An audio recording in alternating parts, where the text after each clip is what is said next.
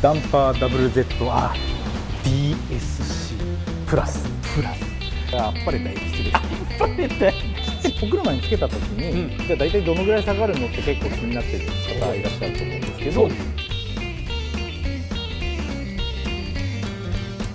最高峰の車高をこれからつけていくと。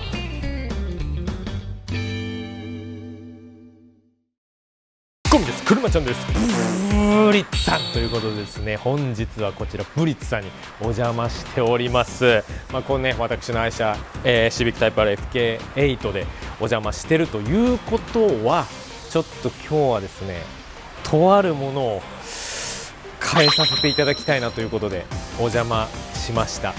ちょっとね、その変えたいもののいろいろと詳細をお聞きしたいと思いますので、この方に登場していただきましょう。お願いします。こんにちは。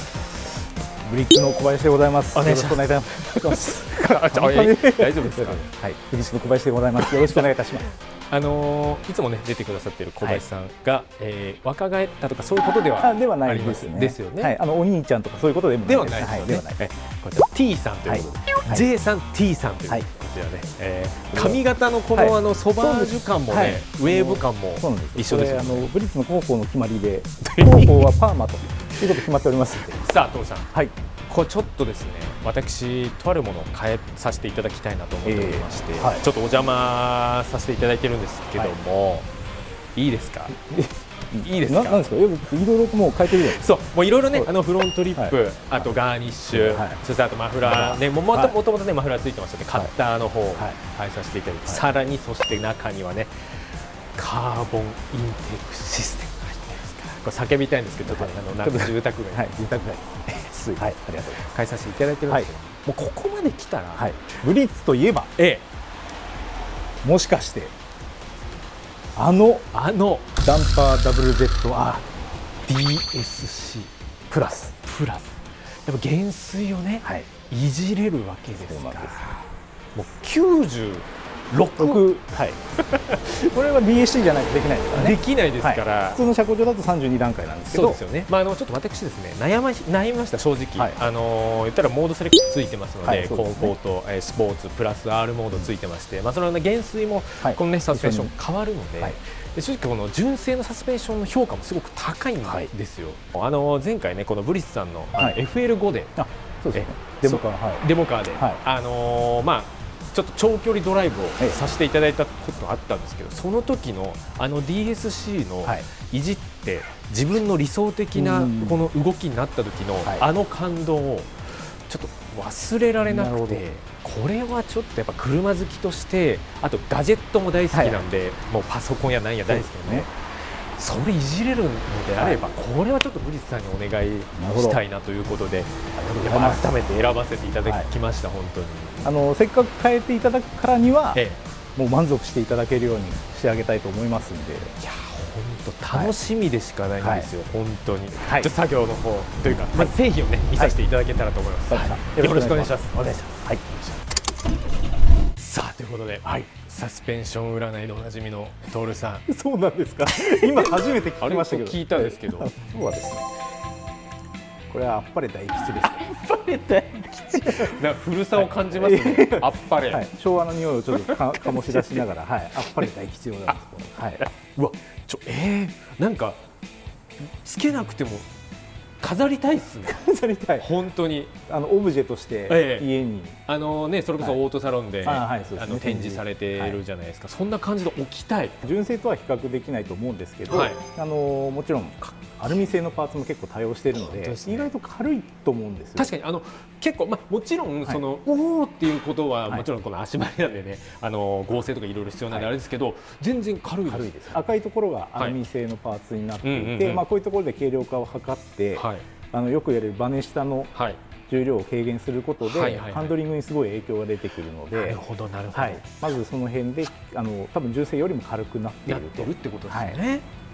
あとはもうポイントとしては減衰力調整ですね。上のダイヤルがあるんですけど、ここでこのタイプだと32段階に減衰力を細かく調整できますので、お好みの乗り心地とか、あとサーキット走りに行くよなんていう時は、タイヤに合わせて少し締め込んでいただければ十分対応できるいうスペックになってますし、あとキャンバーの調整なんかも上で、これねキャンバーの調整もね、できる、やっぱりもう全調式ですから、そうですね。で今言われたように全長調整式なので、バネの長さが基本的に車高の上げ下げによって変わりませんので、ここで調整するってことですよね。下のブラケットが上下して車高の調整という形になるので、どういったその車高であっても乗り心地は基本的には変わらず、変わらない。一応車高調と言われるものにはいろいろなタイプがあるんですけど、こういった全長調整式であって、アルミ製のパーツを対応していて、減水力調整がついているっていうのは一応最高峰と言われておりますんで、最高峰の車高調をこれからつけていくということになります。なんかやっぱりもう言っても FK ともう多分4年ぐらいの付き合いになるんで、分かるんですけど、今何を考えたのか、ちょっと恥ずかしそうです。ちょっと恥ずかしい。お前ごまかすなよ、お前おいごまかすなよ。すいません、うちの子。すいません、本当に。一応リアは別体式になるので、スプリングとショックの部分がそれぞれ独立しているってことですね。いうのが、シビックタイプの特徴になってますので、これはFL もそうです。このスタイル、別体式になってますので、別体式になってると。一応バネレート、バネの硬さがフロントが12キロでリアが10キロ、サスペンションの構造も違ったり、その減水とのバランスを考えてやってますので、あと多分小見さんも乗っていてよくご存知だと思うんですけど、ボディの剛性が非常に高いので、このくらいレートが高くても全然許容できてしまう、受け止めれるってことですね。そうなんですよ。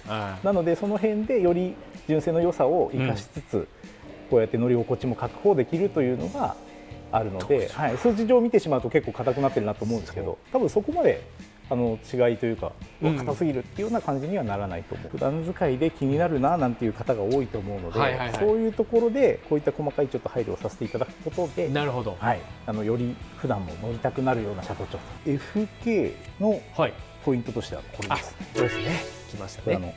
SWC です。SWC、僕が通ってたスイミングクラブ SWC はい。じゃこれなんかスイミング的なじゃないですか。青いし、なんかあれか、これをつけることによって防水になるとかそういうあれですか。関係ないじゃないですか。車高調とサスペンションワーニングキャンセル。FK はご存知の通り純正でコントロールできる機能がついてますので、その中のアダプティブダンパーシステムの純正でも減水力がありますよね。モードに合わせて変わるというのがあると思うんですけど、ブリッツの車高調をつけていただくと、そこがキャンセルになってしまうので、自社開発したこういったキャンセラーをつけることでそのエラーをまず消して排除して、で純正の方の制御はじゃあできなくなってしまうのかというと、今回 DC プラスをつけますので。そうなんですよ。この室内からコントロールできるっていうのが、もちろんもともとねFK とか FL に関してはついてるとはいえ、先ほどねオープニングの話しましたけど、やっぱりなんかこれだけ細かくっていうのはやっぱりこの車高調の楽しみですし、ガチガチから街乗りまで行けるコンフォートな感じっていう、ここの範囲の広さで言ったらやっぱり純正よりかはあると思うんで、それを車内からいじれるっていうのはね、ちょっともうずっとやってると思いますよ。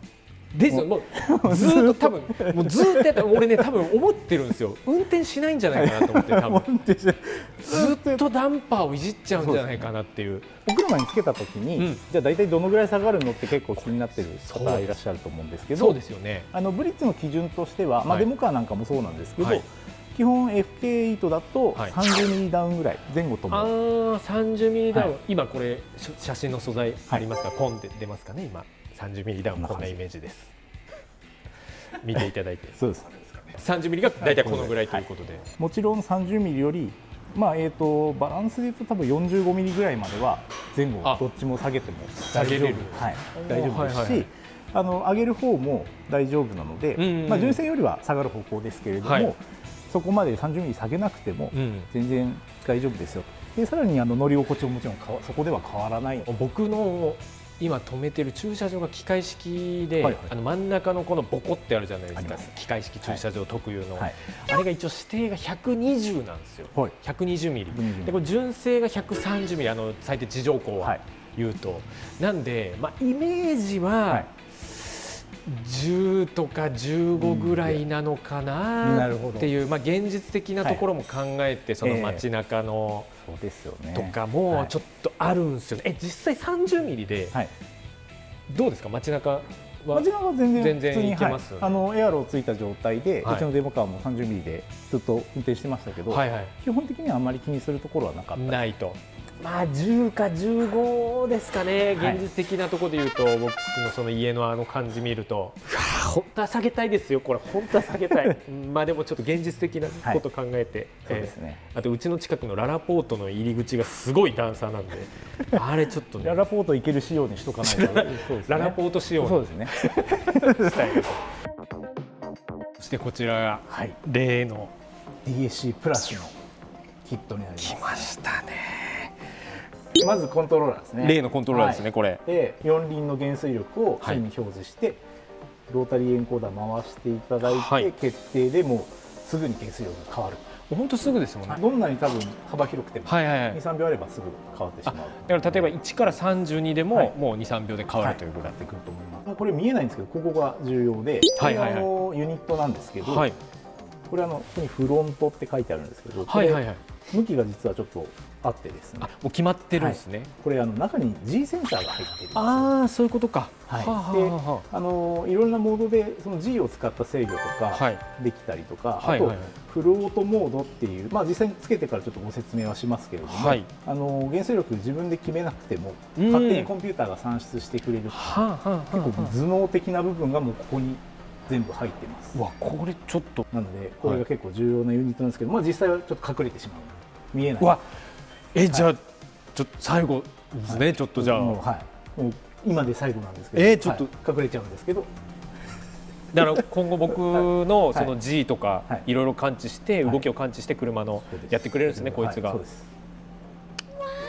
ろしくねっていう意味で、これがモーターですね。これモーターですね。こっち側がここがダイヤ刺さるところなんですけど、ここで減水力調整をしていて、実際先ほどのこのついた状態だと、ダイヤルの状態だと32段階で、こいつにすることで96段階まで、これを装着することで96。そうなんです。で、この原理なんですけど、実はブリッツのダンパーって、このダイヤルの部分に32段階分のクリックがあるので、中のシリンダー無段階で減水力調整が実はできるんですよ。なるほどなるほどなるほど。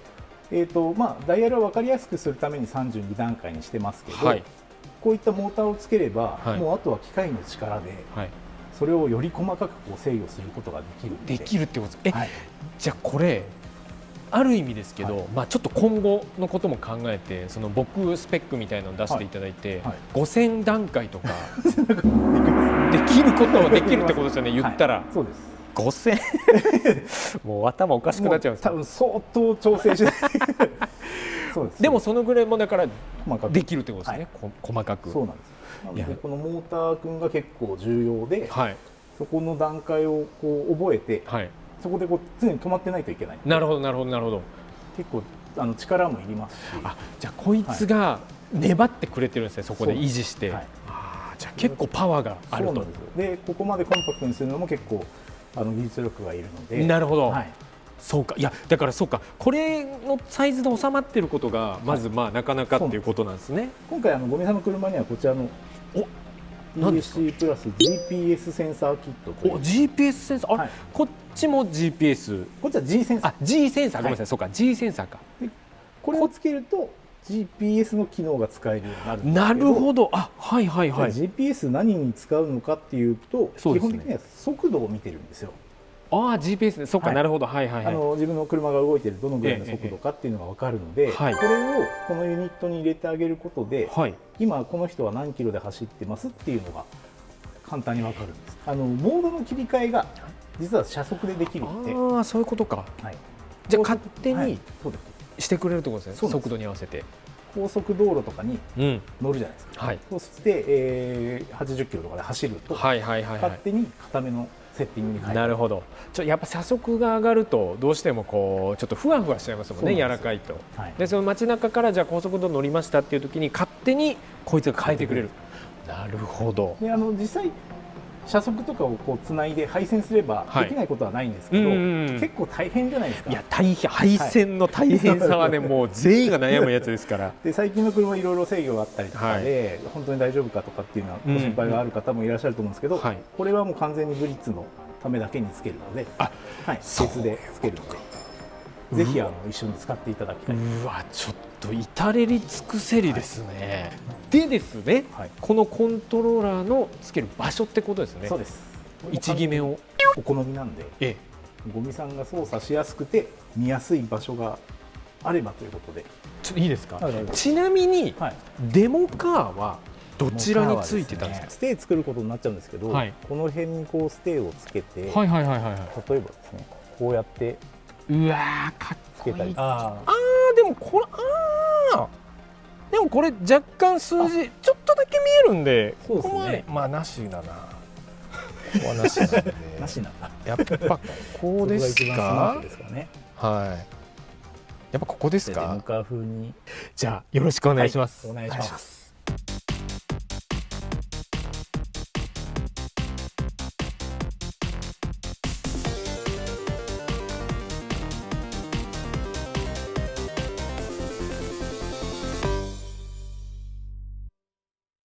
さあということで、ちょっと作業をね、いろいろしていただいておりまして、ここまで来たと。そうです。フロントが1本装着まで完了しまして、今DAC じゃないのでダイヤルになってますけど、実際はここ DAC になるときはこのダイヤルを外してここにモーターがつくということですね。おお、ここにそういうことですね。そうです。本当ちょっとすみません、ありがとうございます本当に。今ブレーキのこのダストが本当汚くてですね、本当お顔がちょっと申し訳ないです本当に。ちょっと。ありがとうございます。汚かったら先に教えておいてください。いやじゃあリアルめっちゃリアルで、すごいかっこよかったですもん逆に。ありがとうございます本当。そして次の動画ではいよいよ装着完了と、あと走行ということで、こちらもねぜひぜひ見ていただければと思います。ということで、この動画が良ければいいねボタン、チャンネル登録よろしくお願いいたします。 SNS のフォローもよろしくお願いいたします。ということでこの続編楽しみに見ていただければと思います。またご覧ください。バイバイ。バイバイ。ありがとうございました。すみません、トロさんありがとうございます。ありがとうございます本当に。ありがとうございます。よろしくお願いします。ありがとうございます。